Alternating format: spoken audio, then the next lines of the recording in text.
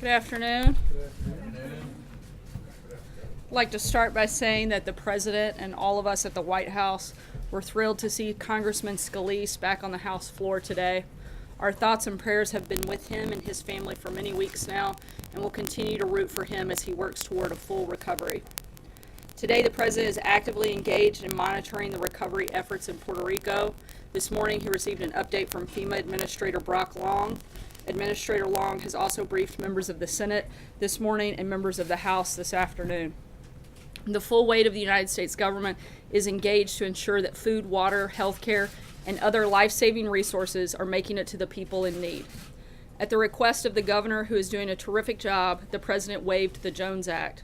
This will ensure that ample resources are making it to the island, but we will continue to focus on the challenge of distributing those resources.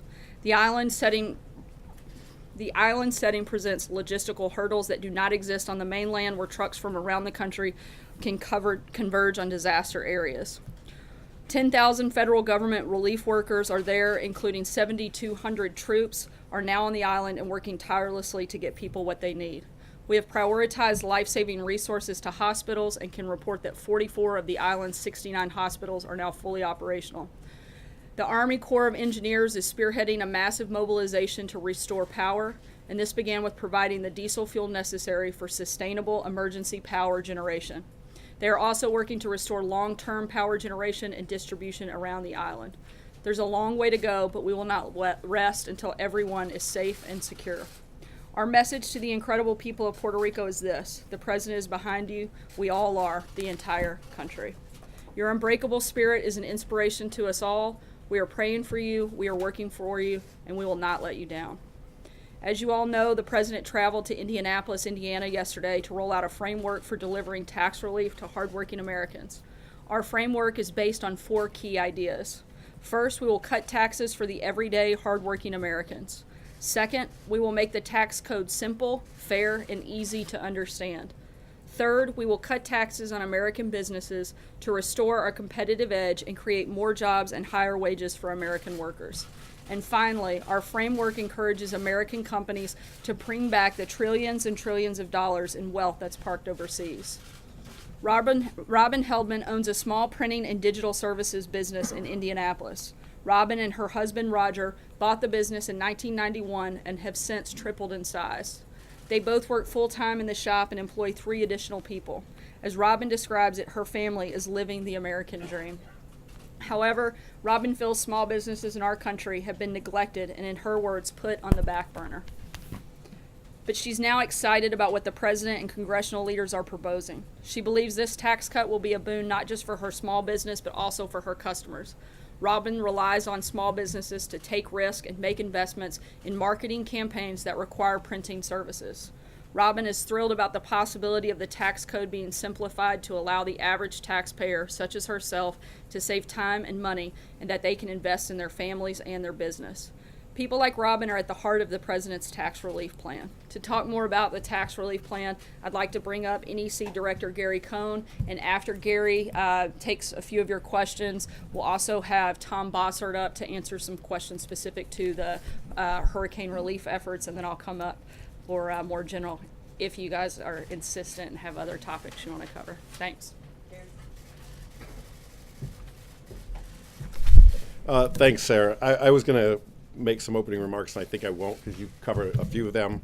A couple things I will say is, like, the President's made his goals very clear, what he wants to achieve here with tax reform and cutting taxes in the United States.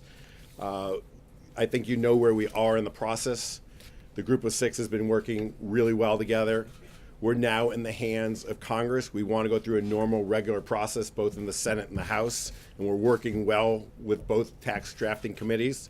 And the committees will continue to work, and they're working really, really well and really quickly. And we're trying to drive tax reform as quickly as we can. I think you know the basic premise behind it. I'm not going to take you through what we've talked about before. You know, again, a question we get asked a lot, so I'll say it right now. You know, we have to make some basic assumptions right now on where we're going to end up with the brackets. But I'll tell you, based on our assumptions, a typical family earning $100,000 with 2 children that has been a standard deductor who uses the standard deduction continues to use the standard deduction, they can expect a tax cut of about $1,000. That's where we're headed, and that's where we're going to continue to be. And with that, I think I'll open it up to questions and see what's on your mind. Go ahead. Gary, the big criticism, well, there's been some criticisms that it's a giveaway to the rich, but the one criticism that seems to be relevant for your home state, Connecticut, California, other states, is that by eliminating the state and local deduction, there are certain people who will suffer double taxation. These are obviously itemizers. But is that a hard and fast red line with you, or would you be willing to give that up in congressional negotiations? Our plan is based on lowering rates and expanding the base. It's very simple if you think of what we're doing. You expand the base by getting rid of the loopholes that the wealthy taxpayers have used to pay tax on less of their income. So we have designed a plan where you're going to pay a lower rate, but you're going to pay it on more of your income. That is a basic core premise of our plan, and we're committed to it, and we're sticking with it. But the criticism is that there are some people in the middle income for whom this tax cut is supposed to be beneficial because they itemize, who might get hit by that. So just to remind everyone in here, 25% of American families today itemize. That's it. 75% of American families do not itemize. So when you're talking about itemizers, you're talking about 25% of the population. We also have many things that we're doing in the tax plan to help out American families. We're lowering tax rates. We're going from 7 rates to 3 rates.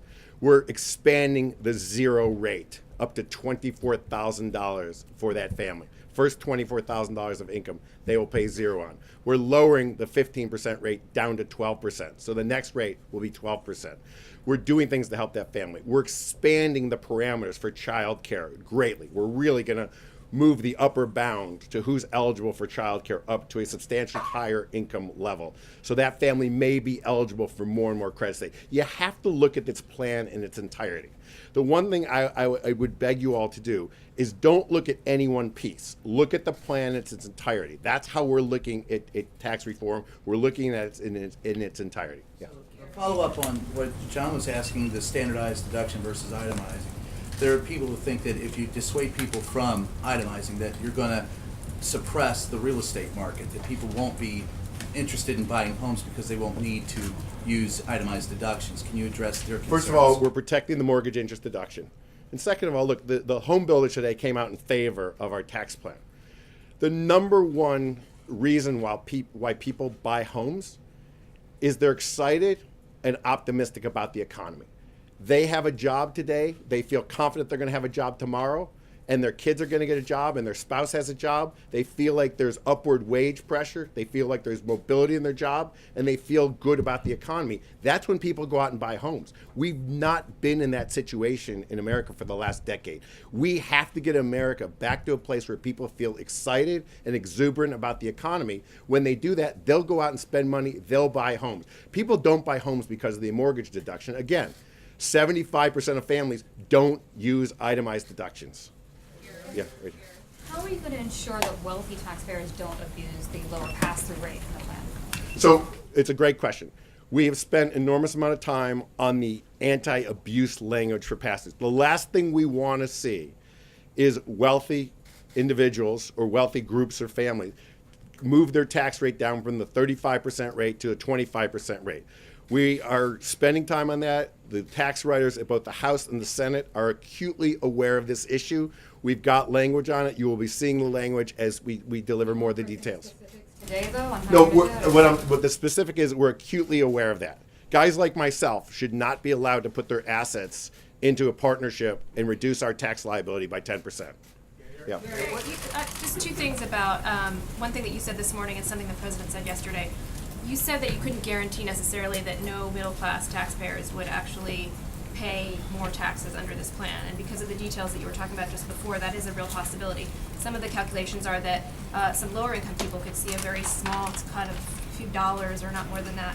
So is it a red line for you and for the president that that all middle-class taxpayers see a cut under this plan? And then secondly, the president said yesterday that this tax cut would not help him. In fact, he said in Indiana that it would be bad for him. But based on what we know, what little that we know about his finances, he'd get a big cut on the AMT. I think he would save something like $31 million. On pass-through income, he'd save $16.5 million. He'd obviously save a lot not paying the estate tax, his heirs would. So how can he say that this is not a plan that would help him? I think what the American people are concerned about is their financial position. I think what they're concerned about is when they go to work every week and they get their paycheck at the end of the week, how much do they get to keep? How much goes in their pocket versus how much goes to the government? How much do they get to spend versus how much do they send to the government? If we allow a family to keep another $1,000 of their income, what does that mean? They can renovate their kitchen. They can buy a new. They can buy a new car. They can take a family vacation. They can increase their lifestyle. That's what our tax plan is to do. Our tax plan is aimed to return more income back to hardworking Americans. That's what we're trying to do here. Speaking of pass-throughs and the president saying that this tax plan wouldn't benefit him, don't you think it would be a good idea if the president proved that by releasing his tax returns? Like I said, what we're trying to do here and what we're all working on in the White House is to increase the lifestyle of American citizens, our hardworking citizens that get up every morning and work as hard as any people in the world to try and keep more of their hard-earned income. That's what we're all about. That's what our tax plan is about. Our tax plan is trying to get the economy, to get the growth rate back to a normalized rate above 3%. Yes, we just had a quarter of 3.1% GDP. People didn't think we could get to 3.1% GDP for a while. We're at 3.1. Can we go higher? What does 1% of GDP mean? 1% of GDP means $3 trillion. It more than pays for a tax cut. That's what we're trying to do with our tax plan. Yes. Hey, Gary, if you can't guarantee that all middle-class Americans won't see, or some middle-class Americans won't see their taxes go up, does that contradict the central promise of this plan to help all middle-class Americans? Our tax plan is aimed at making sure we give middle-class Americans a tax cut. We are going to give middle-class Americans a tax cut. That is what we are spending all of our time on doing. And we've got lots of tools at our disposal to make sure we do that, and that's what we're going to do. All of them will see a tax cut? None of them will see a tax As I cut? said this morning, and I'll say it again, I could read my statement from this morning. I liked it so much this morning. I'd say it to you again. I cannot guarantee that. You could find me someone in the country that their taxes may not go down. Remember, we have 50 states, we have counties, we have cities, we have long-term capital gains, we have short-term capital gains, we have all different types of structures in the tax code.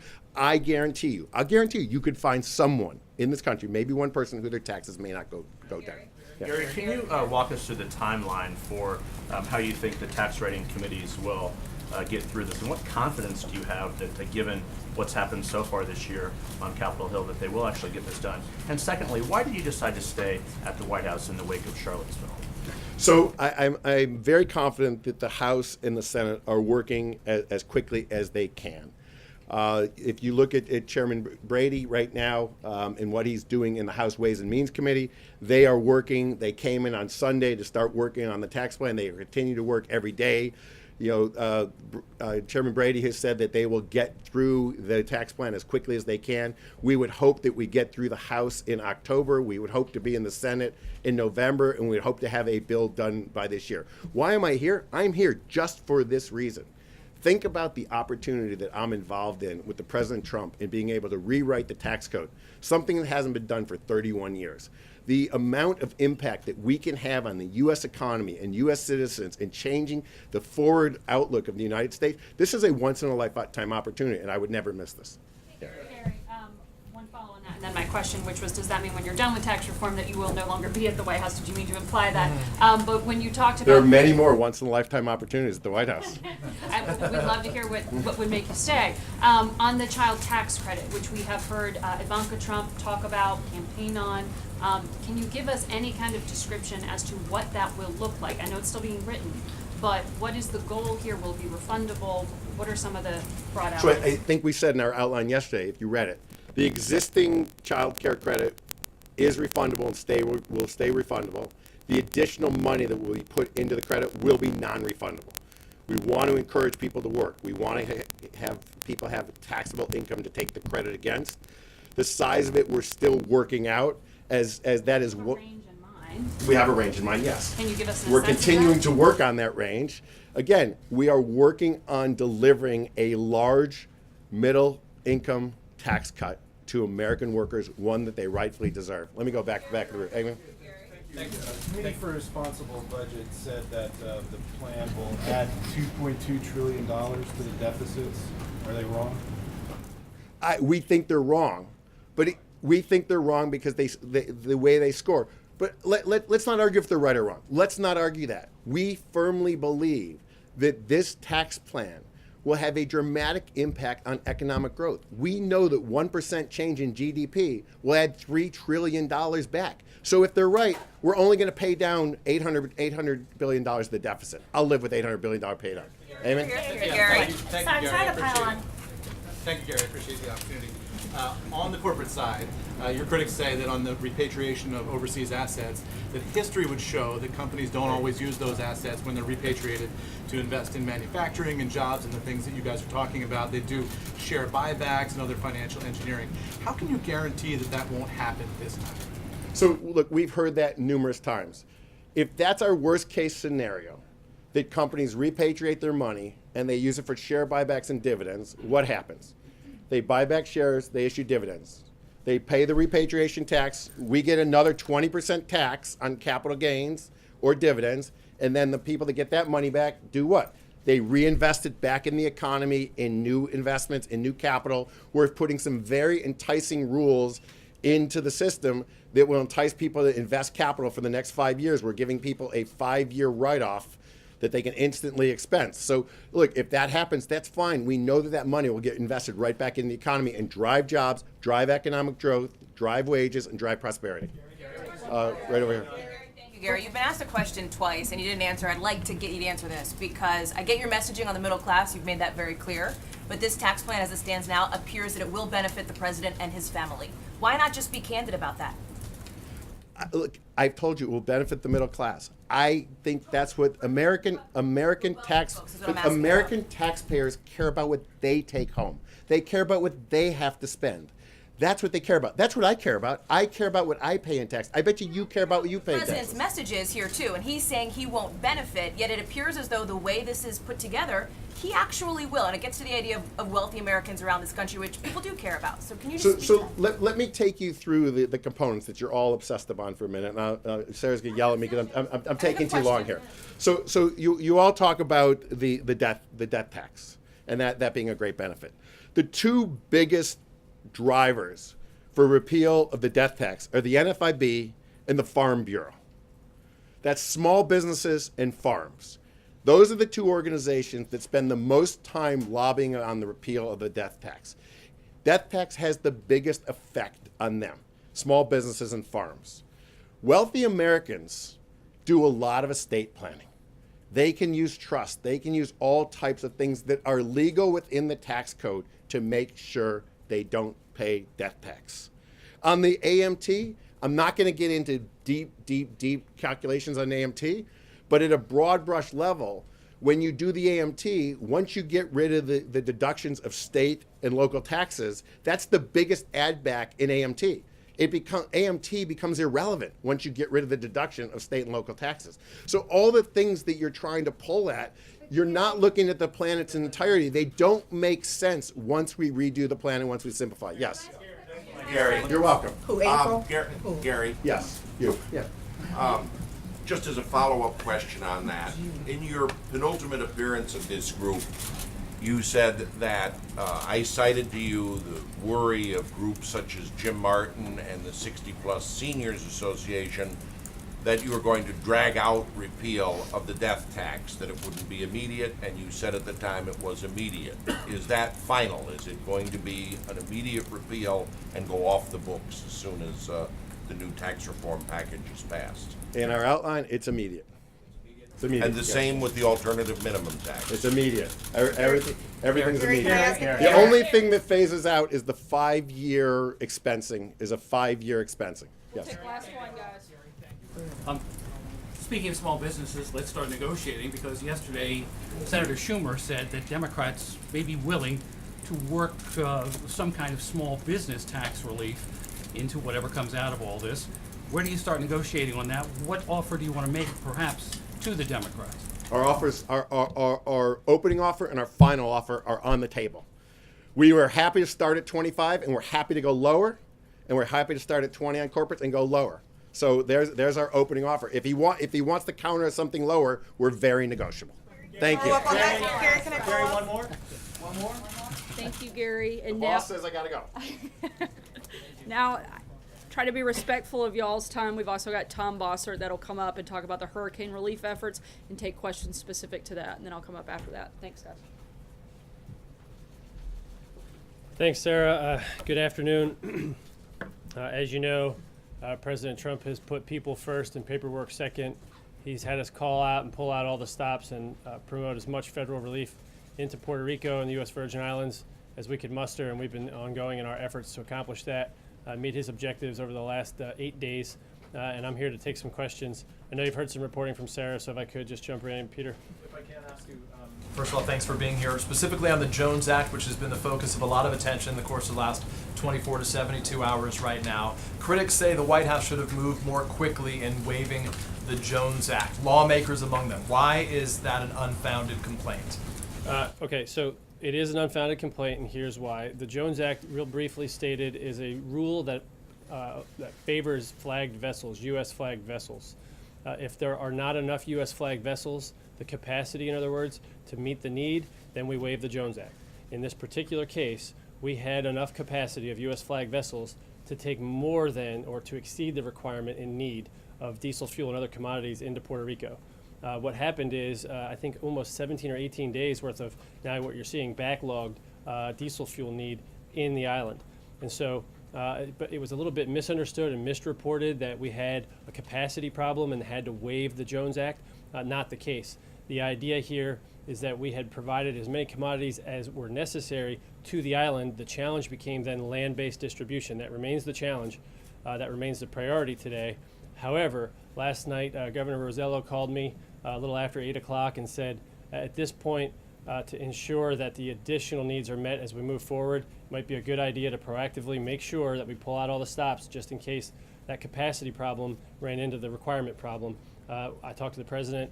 He thought that was absolutely the right thing to do, and waived it right away. So that was not too late. It was not even too early. It was just the right thing to do proactively. At this point, that obviously distribution is one of the biggest challenges. You talked about 44 of 69 hospitals now being up and running as necessary to bring those people whose lives are at risk. What percentage of the country would you say you really haven't had a chance to even explore to see how they've been impacted by this? Yeah, so it's hard to answer the percentage of the country, so I'll answer it this way. Through aerial surveillance, we've seen the entirety of Puerto Rico. Some of the southwest and southeast sections of the island have had a little bit more sparse on-foot exploration, but it's the interior of the island that's presenting the biggest problem for us right now. The mountainous interior is where we're dedicating our efforts to try to get in with rotary wing support. The margins, so to speak, are now open to airports and seaports, so that's where we're freeing up some of that delivery.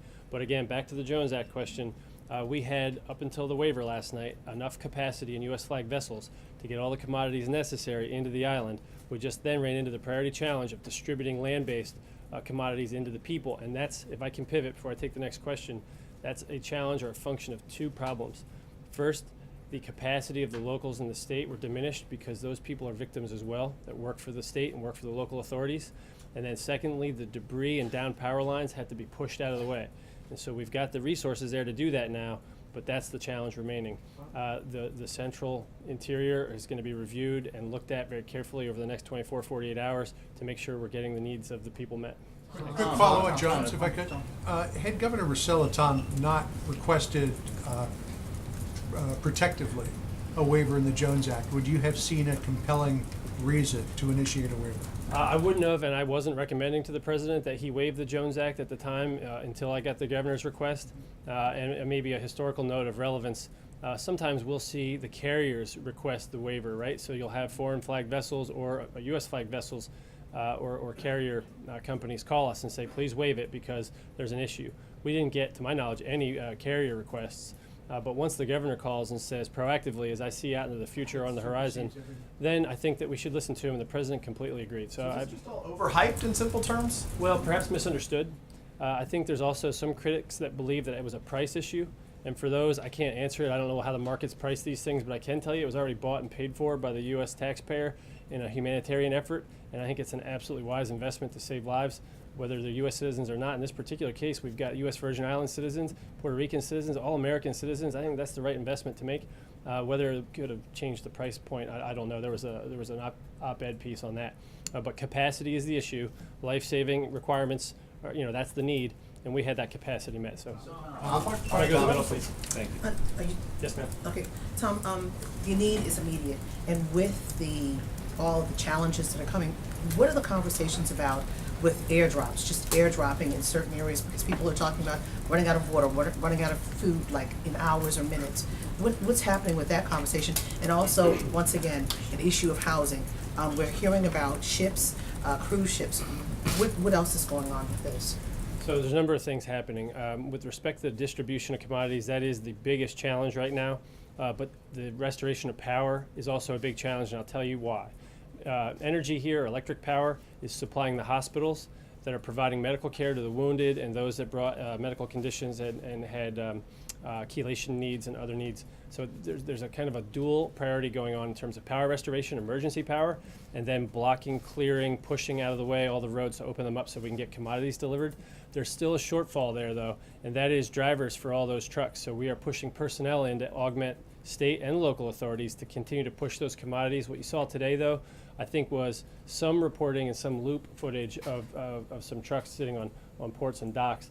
We're moving those trucks quickly. We're also prioritizing what needs to come off first so that we can get generators. Airdrops circumvent all of that, having to rebuild infrastructure, move things away? Yeah, at this point, if airdrops are under consideration, I'm not aware of it, but I would promote it if it's a faster way to get food and water to people who are in need. We now have a one-star general, General Kim, in place, who's in charge of all ground force operations to make sure there's one person in charge of marshaling all those efforts. And if he recommends airdrop, then I think we airdrop.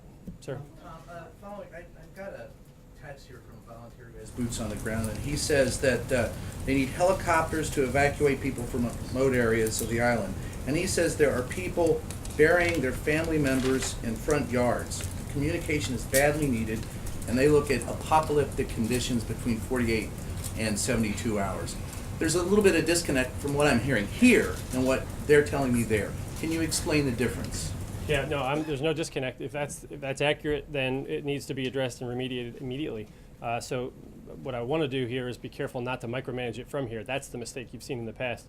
I believe, I'm confident anyway, that we've got enough resources marshaled and deployed forward to make those decisions under the right command and leadership structure.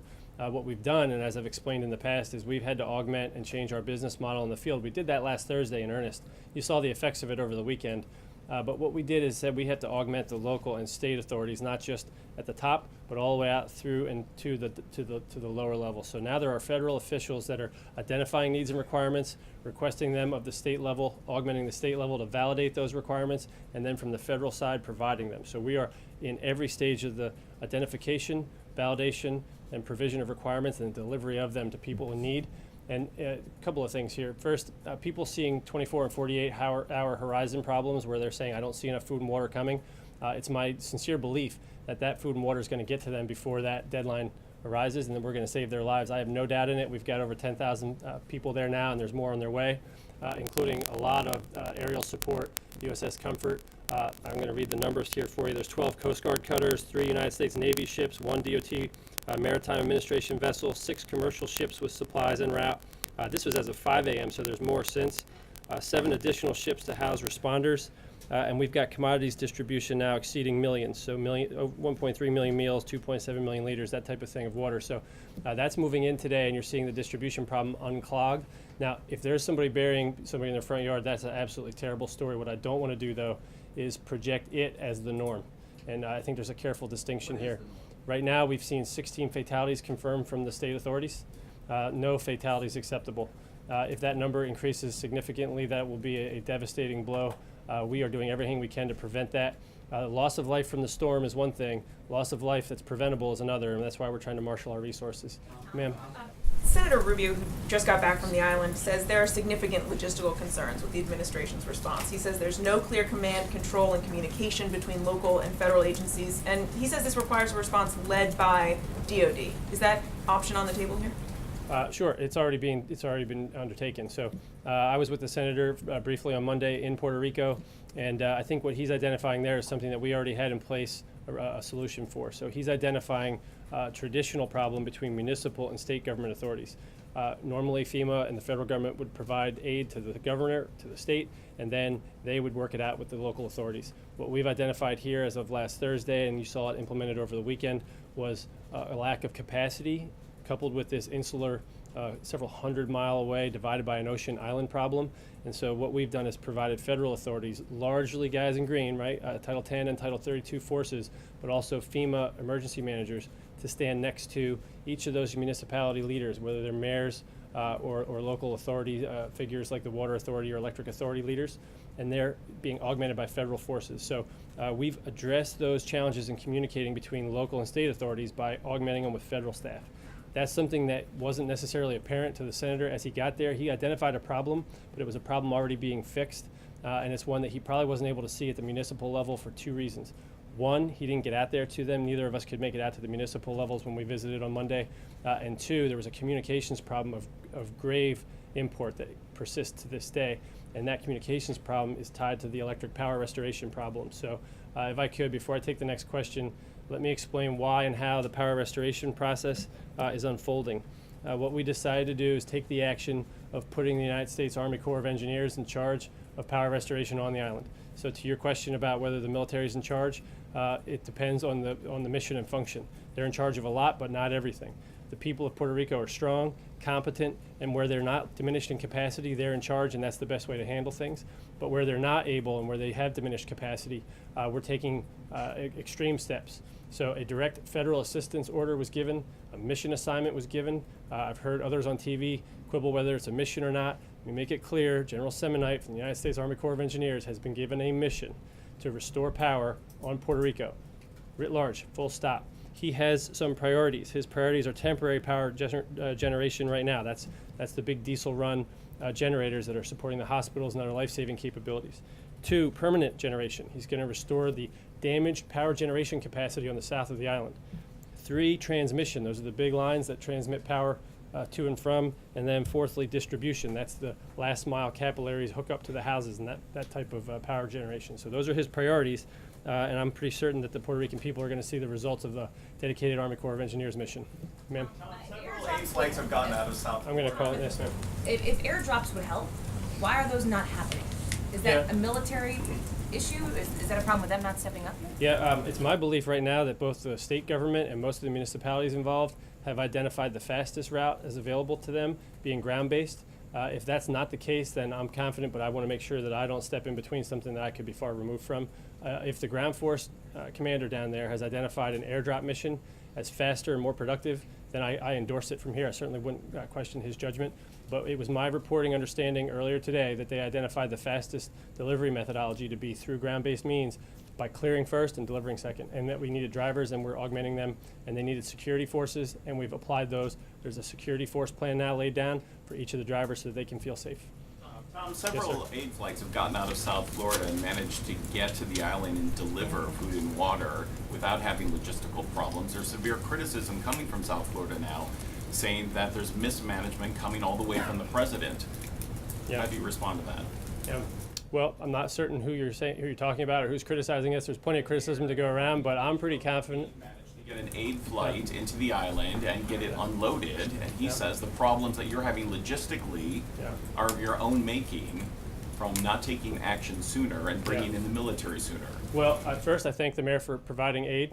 Second, the mayor's just dead wrong in this case, and I would challenge him to go down and get a better understanding first before rendering that verdict on what we've done, what we have been doing, and how blown away you're going to be when you see the full totality of the picture. So I'm certain that the mayor's had some positive experiences. I wouldn't be critical of him personally, but he's probably, just like with the Jones Act criticism that he rendered, just not yet informed on the facts. So thanks for that question.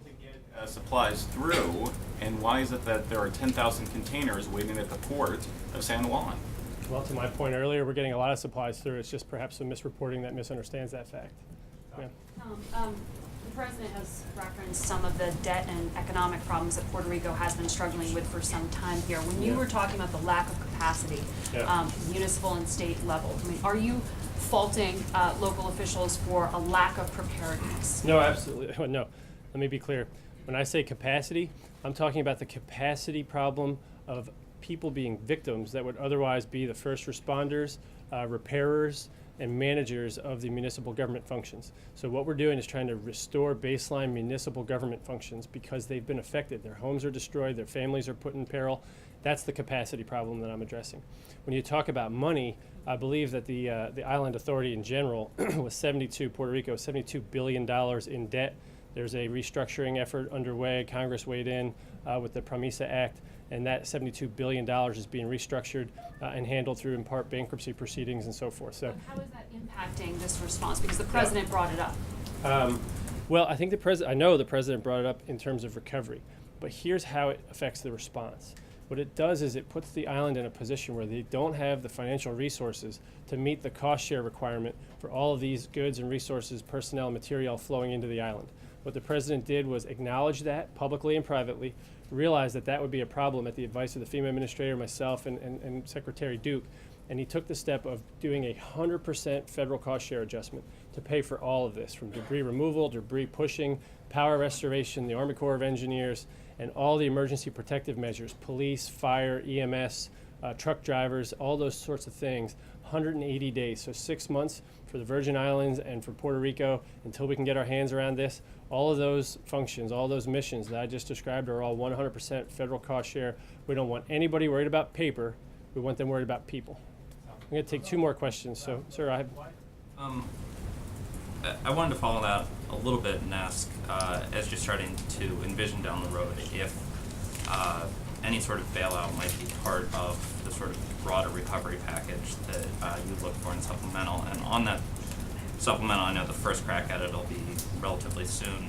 Aides on Capitol Hill are suggesting that it could be the first week in October. Is that the timeline that you're anticipating? Yeah, you started to compile that. As my colleague, Mr. Cohen, alluded to, we're certainly willing to negotiate with Congress if there's some better fiscal idea.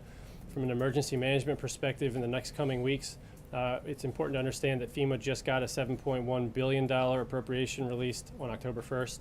And what's going to happen now is we're going to go back for more. We're going to ask for that in the form of an emergency supplemental to provide money into the fund that does this life-saving, life-sustaining effort, and even some of the early recovery efforts.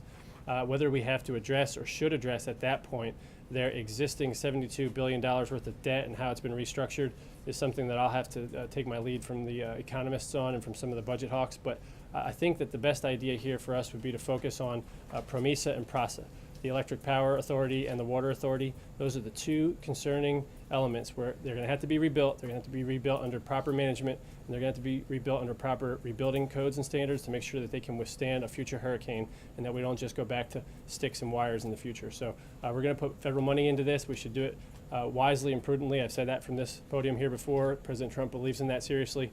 I don't think we're going to have to address the debt restructuring issue in this next go around, but if we do, and if Congress wants us to, President Trump's up to that challenge. I'm going to supplemental.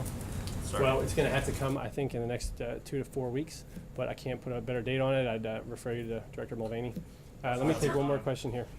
I'm not sure if I still understand. Why has it taken 8 days to get a 3-star general on the ground to start organizing this? We know the island situation, et cetera, but why 8 days? Yeah, well, because it didn't require a 3-star general 8 days ago. Let me explain to you how the process works. It'll be the best way of explaining the answer. We have a 3-star general in charge of this, and we had one in charge of this out of San Antonio from day -8 and day -2 and all the way through until today. We forward deployed a 1-star general, a brigadier general, to take care of ground force command once we realized the problem of logistics distribution had outstripped the capacity of the affected municipal governments. But that 3-star general was there and running and coordinating operations as an extension of NORAD, Northern Command. We've made a number of improvements to that distribution process and that marshaling of military resources since, for instance, General Honore experienced the problems he did in Katrina. We've matured quite a bit since that day.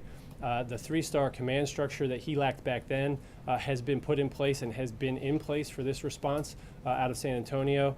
and augmented by a Northern Command structure that's been pretty robust and forward-leaning here. They've been doing vocal authorities. They're not waiting for paperwork. They've been doing things that are on command authority. They don't wait for a governor's request. So all those forward-leaning lessons have been applied here, perhaps misunderstood.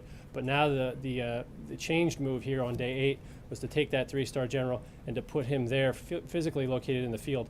I don't anticipate he'll stay there long, but he needs to get there, have his eyes on it, and make sure that he's comfortable with the interaction between his forces and the governor and the municipal forces, because it's a little bit of a different business plan model in the field, and because it's unique and it's an island 1,100 or so miles away from the nearest land in Florida. And so once he's satisfied, I think, or would expect that 3-star general to recede back into his appropriate command structure. But for now, both he and his 1-star subordinate command will be there in charge of ground forces and overall military marshal. And we'll end up with a lot more people there over the coming days to try to address this really significant problem and significant need. And if that's okay, I'd like to make that my last question.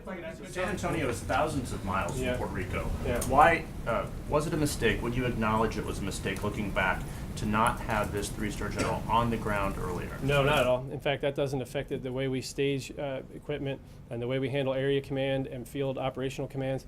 This is textbook, and it's been done well. The unusual step has been to put the 3-star general down forward leaning. So I have every confidence that we'll handle that in the best way possible. And Peter, if I could, John, I'm going to see if that's my last question. If I can, as I always do, I'm going to end by saying I'd like everyone to say an extra special prayer for the people on Puerto Rico tonight. The U.S. Virgin Islands are dealing well. They're not getting a lot of coverage, but I'd like you to say that prayer for them as well. And also for the 10,000 plus federal workers, several thousand other volunteer workers, businessmen and others, men and women that are helping those in need. Honestly, this is something that is going to require weeks and months worth of patience as we restore power, get food and water, and return to normalcy. So thank you so much for your time. I'm very proud of the Puerto Rican people, their strength and leadership. And Governor Rosello has our full confidence and faith. Thank you.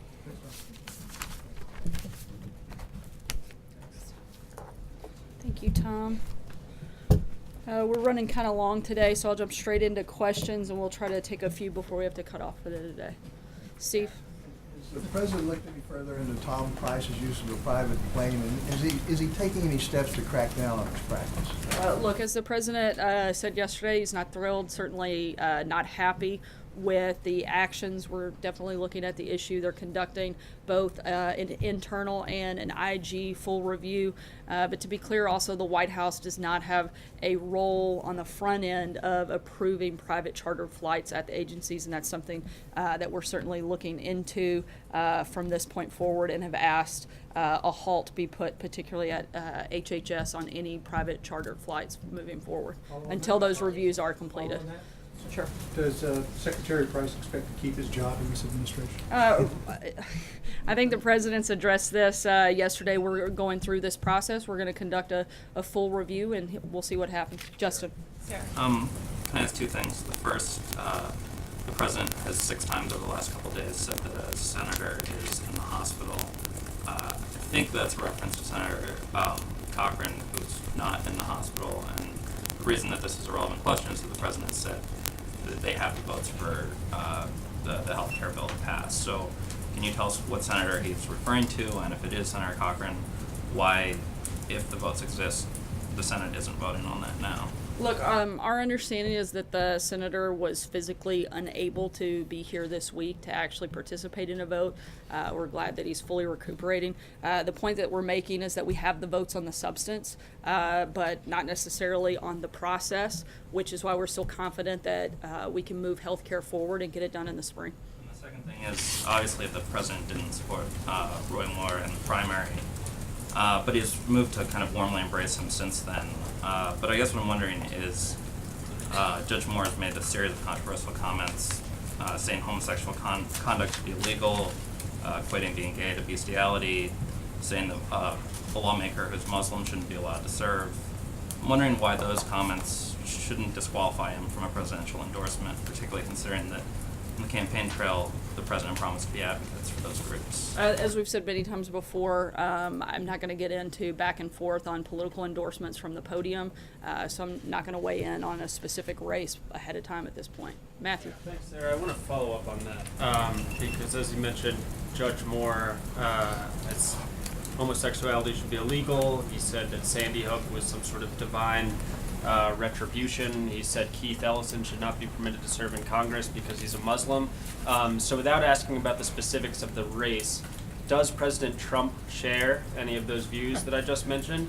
And if not, why does he think this person is fit to be a U.S. Senator? Not that I'm aware of. I have not taken a deep dive on every comment that the senator or the Senate nominee has made, but I certainly know where the president stands on those issues and wouldn't see any parallel between the two of them on that front. Are there any beliefs a candidate could hold or actions a candidate could take that if he were still a Republican, the president would not endorse him? I'm not going to get into every potential hypothetical that any potential candidate may or may not have over the course of the time that the president is the president. I know where the president stands on specific issues. That's what I can speak about, not somebody else that's a candidate for another office that's not here. Anita. Go ahead. I think that was Anita. it. Yeah. I didn't get to, Tom did not call on me, so I'm going to ask the question I wanted to understand. He mentioned in response to what Senator Rubio was saying, asking the Pentagon to be in charge, that the Pentagon is in charge of a lot, but not everything. I still don't understand why it's not in charge of everything, or what the response will be to Senator Rubio, who sent a letter over to the president today. Again, we're continuing to work with state officials, including the governor, who, as Tom said, we have confidence in, but we're supplementing and augmenting that with federal resources, including over 10,000 federal employees and a one-star general that's there on the ground on that Not front. one entity in charge, I guess is the question. He said many people were in charge of different things. Why is one person not in charge, or one entity? Well, I believe one person is in charge of different parts of this process. The governor is still the governor of Puerto Rico. We're continuing to work with them, be in constant contact, and we have one person in charge of the federal component of that, and that would be the one-star general on the ground working with state officials. Sarah, two questions. One, I know you said the White House doesn't approve charter flights ahead of time, but generally speaking, given the focus of the president on cost saving, like you said, he wanted not just drain the swamp, but he wanted people to spend money in more responsible ways. Is there a policy of the administration for government employees and cabinet members to try to fly commercial? Do they have any guidance? Were they given any guidance as to how they should be traveling? Yeah, we're looking into that. When it comes to military aircraft, that's a part where the White House does actually play a role. And on that front, the Trump administration has actually authorized far fewer flights for senior government officials than the Obama administration did during the same time period.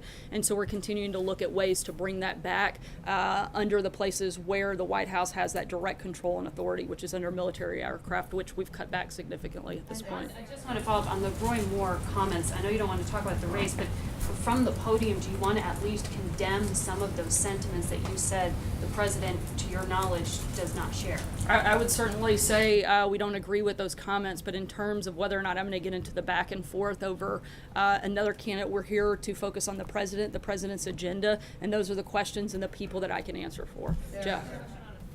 One more question on Secretary Price's flight. You said the White House was not aware of it, but on at least one of those flights, a senior advisor, Kellyanne Conway, was flying with him on the private flight. Are you looking into that one specifically to see if the White House knew about that? I didn't say we weren't aware. I said the White House doesn't authorize those private charter flights. Again, we're doing a full, not just of that flight, but an internal review at HHS of all private charter flights, as well as an IG review that'll be conducted of all of them, not just any one particular flight. So that'll be very thorough. Julie? Follow up. If the president, as he's watching this coverage in Puerto Rico, is he satisfied with what he sees as the response here? Is he satisfied in what he's hearing from his advisors, or would he like to see things moving along faster, as some of people on the ground have asked for? The president wants to continue to do everything we can to protect the safety and security of the people, both at the U.S. Virgin Islands and Puerto Rico. We're continuing to do that, as Tom spoke very in depth about that process and what it looks like. That's our focus. That's what we're going to be continuing to do. People first, paperwork second. The president has empowered all of his agencies to go forward with that mindset, and that's what we're going to continue to do. Julie? I saw that Secretary Price was here today for an event with the First Lady. Did the President have the chance to sit down and talk with him about this issue of his private jet use, or has he had a one-on-one conversation with the Secretary about that? And when you said that the White House has ordered a halt on all of these flights, is that administration-wide, White House people, every agency? You said particularly with regard to HHS? That's specific to HHS. I don't know that they spoke today, but I know they have spoken about this issue previously. I don't believe the president saw the secretary at any point today, though. Following up on that, does the president believe, or does anyone at the White House think that there has been a tone set at the top here that has allowed cabinet members to feel empowered to be able to take private jet flights when they're going on official travel? I mean, we now have the HHS secretary, the EPA administrator, the Treasury secretary took a flight on a private jet in an itinerary that's widely available commercially. Is there something that the president has said or done to set this tone that this is okay? And what is Not at all, and I think the president's been clear about what his position is by stating very clearly that he is not thrilled with the airplane use at this point. Catherine. Two things. One, I just want to make sure I understand the extent of the review process here into Price and others. You said there's an IG review, there's an HHS review. Is there a White House component? And is Price being looked at, or is anyone who's been accused of? And for HHS specifically, they're conducting an internal review as well as an IG review. The White House is looking at more of an overall, not specific to that department, because there's already 2 reviews taking place there. Okay, also, Sarah, the president said that he would donate personal funds, I think $1 million to Harvey Relief. Is he making any kind of personal donation to Puerto Rico? I haven't talked to him specifically about that, but he didn't make a donation to Harvey Relief. He made a donation to relief organizations, the Red Cross and many others that are part of all of the hurricanes that we've experienced over the last several weeks. And so those organizations aren't limited to a specific, nor those donations, a specific storm, but they go to those organizations that are helping aggressively and intensely in the recovery efforts in the U.S. Virgin Islands and Puerto Rico as well. Peter. A couple housekeeping things. One, we saw Steve Scalise with that emotional remarks at the House chamber today. Did the president speak to him today or yesterday to welcome him back? And can you tell us about that conversation? I know they did speak today. I don't have many details on that, but I'll see if I can get something. But I know he certainly welcomed him back and reminded him that we'll continue to keep he and his family in our prayers for a full recovery. A couple other quick items. Given the extent of the disaster in Puerto Rico right now, is the president considering delaying his trip there scheduled for next Tuesday? As of right now, we feel comfortable with the president taking a trip on Tuesday. If there were any indication that it would halt or disrupt recovery or relief efforts, we would certainly reconsider and pull that trip back. But at this time, the folks on the ground have indicated that it would be helpful for him to be there. And finally, has Jared Kushner or Ivanka Trump or any other White House staff member taken a private plane ride since they're joining this administration, or been given access in some form to ride along somebody else on a private plane? I'm not sure about those 2 specific individuals. Have to look. I'd like to ask about Cuba. The CBS is reporting that the U.S. is prepared to announce a major withdrawal of staff and families from the embassy in Havana. Is there anything you can tell us about that, and how would you describe the relationship between Cuba and the U.S. right now? At this point, I'm not going to weigh in on the Cuba stuff and get ahead of any potential action that may take place there, so I don't have anything new to add. Cuba says it warned the U.S. against taking any, quote, hasty actions in a response to these incidents happening in Havana targeting diplomats. How does the U.S. respond to that? Again, we haven't taken any action at this point that I'm going to weigh into any further. When we do that, we'll let you know, but I can assure you that our goal will be on the focus of what's best for this country, not what's best for Cuba. John Decker. Thanks a lot, Sarah. The president, as you know, has said that players who kneel or take a knee during the national anthem ought to be fired. And you yourself have said from the podium in response to a very critical tweet by an ESPN anchor that that individual ought to be fired. You said it was a fireable offense, which brings me to Secretary Price. His extensive use by these private jets, why is that not a fireable offense? That's my first question. And has he offered to reimburse the government in any way for his use of those private jets? I think that's something that we would determine once those reviews are complete. In terms of reimbursement, I'm not sure. I'd have to check and get back to you. April. Sarah. On the taking the knee issue, we're understanding that many of the NFL players are still very upset with this back and forth. I think so are many Americans, far more Okay, Americans than I there are understand, but NFL players. Can I finish my question, please? Thank you. Many NFL players are very upset.